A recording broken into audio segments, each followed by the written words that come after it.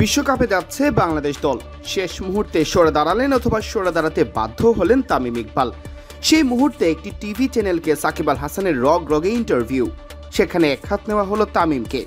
সেদিনের সেই কথাবার্তাগুলো সাকিব যদি না বলতেন তাহলে বাংলাদেশের ক্রিকেট আরও ভালো জায়গায় থাকতো বলে বিশ্বাস তামিমের। সমকালের সাথে দীর্ঘ আলাপচারিতায় তামিম সেই ঘটনা নিয়ে তো কথা বলেছেনই, সাকিবের সাথে কেন তার সম্পর্কের অবনতি হয়েছে সেসব বিষয়েও মুখ খুলেছেন। তবে এক বাক্যে বলেছেন সাকিবই বাংলাদেশের সেরা ক্রিকেট তারকা। তবে একটি বিষয়ের ব্যাখ্যা তিনি জানতে চান সাকিবের কাছেও। 2023 সালের বিশ্বকাপের আগে সাকিবের সেই সাক্ষাৎকার নিয়ে তামিম বলেন, জিনিসটা কেউই ভালোভাবে নেয়নি। ওই সময় যা কিছু হয়েছে তা না হলে এখন আমরা আরো ভালো জায়গায় থাকতাম। কষ্ট পাওয়ার চেয়ে বিস্মিত হয়েছিলাম বেশি। কিছু ভুল তথ্য দিয়েছে। ওখানে সাকিব একটা কথা বলেছে, আমি বেছে বেছে ম্যাচ খেলতে চেয়েছি। এটা সে কোথায় পেয়েছে?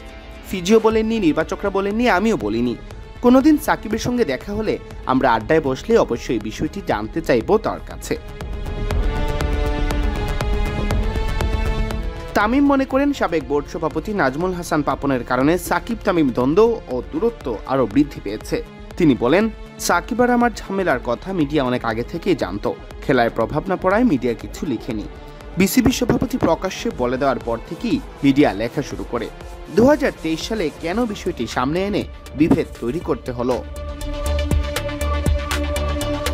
তবে সাকিব তামিমের দ্বন্দ্ব যে খ্যাতি বা তারকা খ্যাতির কারণে নয়, তামিম তা স্পষ্টভাবেই উল্লেখ করেছেন। তিনি বলেন, অনেকে বলে কে কার চেয়ে সেরা, কার এন্ডোর্সমেন্ট বেশি, এগুলো কিছুই আমাদের সম্পর্ককে প্রভাবিত করতে পারেনি। আমি সবসময় বলেছি বাংলাদেশের স্পোর্টসের সবচেয়ে বড় তারকা সাকিব। আমি নিজেই যখন এটা বলি তখন তারকা খ্যাতি সম্পর্কের অবনতির কারণ হতে পারে না।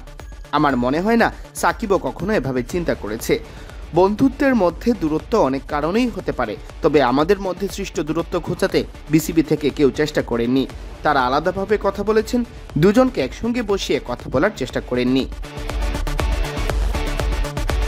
তামিম অবশ্য বিশ্বাস করেন ভবিষ্যতে কোনো না কোনো এক সময় খুঁজে যাবে দুই বন্ধুর সব দূরত্ব। সিয়াম চৌধুরী, বিডি ক্রিক টাইম।